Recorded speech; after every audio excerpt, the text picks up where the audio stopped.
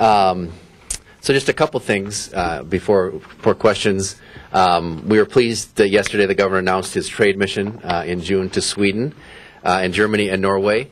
One of our first 5 bills was to make investments in the Minnesota Trade Office, and Governor Dayton has made a similar commitment in his budget, and we think that is actually a real place where Minnesota where the Minnesota state government can work in partnership with the private sector to really improve our economy over the long term. So we're excited about that.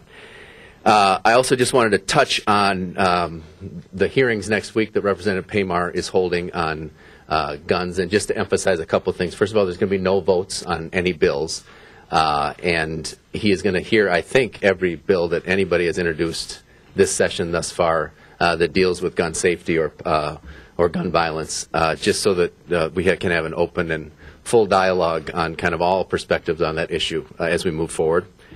And we look forward next week, next Wednesday, we'll be hosting in the House chamber Governor Dayton for his State of the State speech. We look forward to hearing more of what he has to say about that. And I will turn it over to Senator Sieben. Good morning. In the Senate, as you know, we're continuing to review the governor's budget, proposals. We had a good hearing on all-day kindergarten, which is one of the Senate's top priorities. Senator Kent and Senator Clausen presented their bills to the committee. The labor contract bill is still moving forward, and depending on how it goes, we anticipate it could be heard on the floor next week. We confirmed 3 different commissioner appointments: Commerce, PCA, and Bowser, and we'll have more confirmations likely this coming week. So overall, I think it was a pretty good week, and happy to take any questions.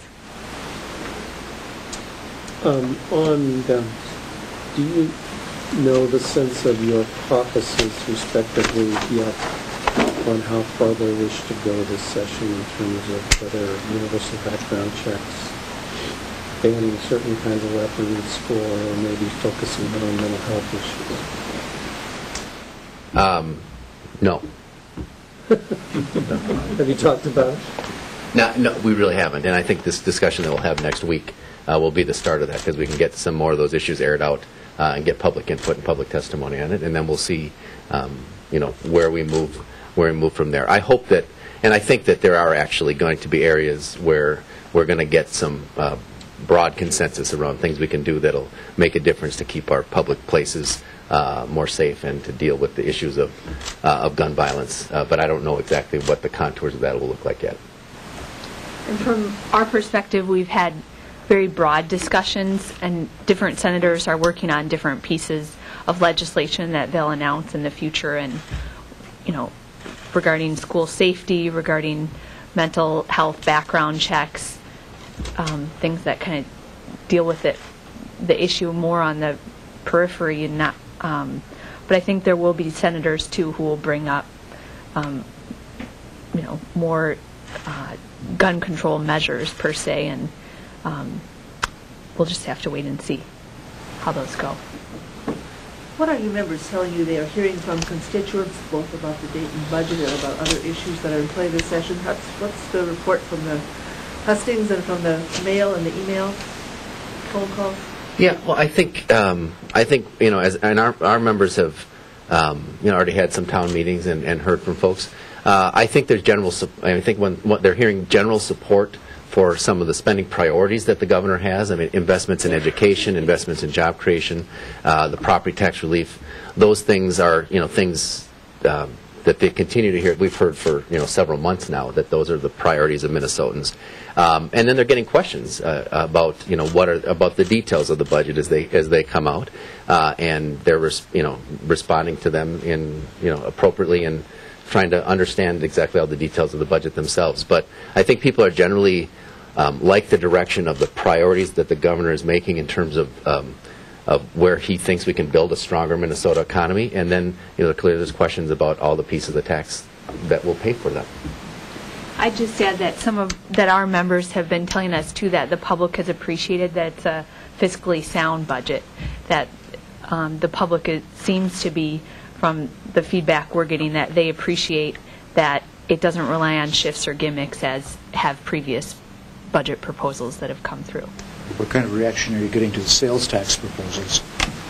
I'd say I've had 2 town halls myself, and people appreciate that when I talked about the sales tax, that the overall rate does go down, and that the average Minnesota family probably won't spend much different amount on sales tax because of the overall sales tax being broadened, but the rate brought down.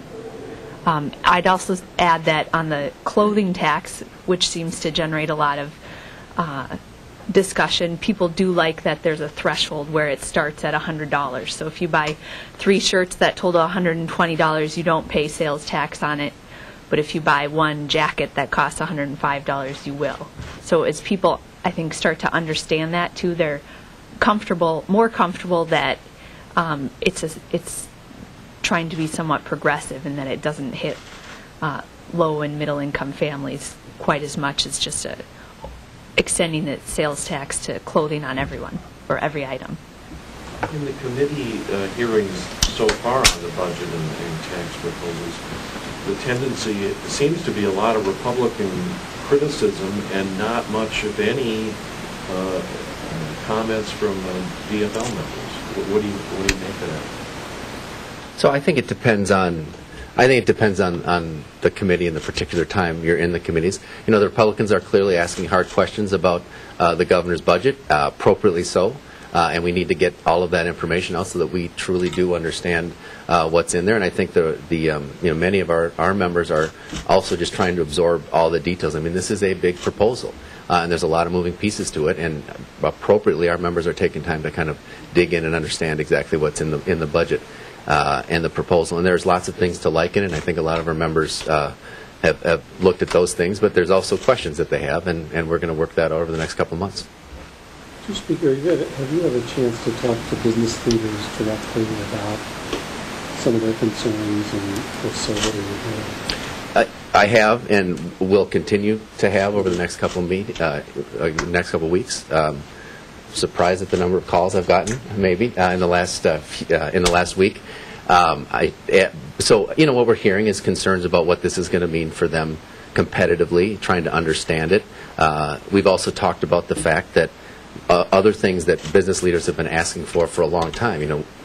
Aside from taxes, perhaps more than that I hear from business people are the fact that we can't find workers that are qualified to do the jobs that we need to have done. And so they've been asking for a long time and appreciate the fact that the governor's making an emphasis on education. They've been asking for a reduction in corporate property tax rates and in the corporate tax rate, in the upfront sales tax exemption. All of these items which are delivered in the governor's budget, and they understand that. They want to make sure that we understand the impact some of these things may have on their business, and I think, again, appropriately so. That's what the legislative process is all about.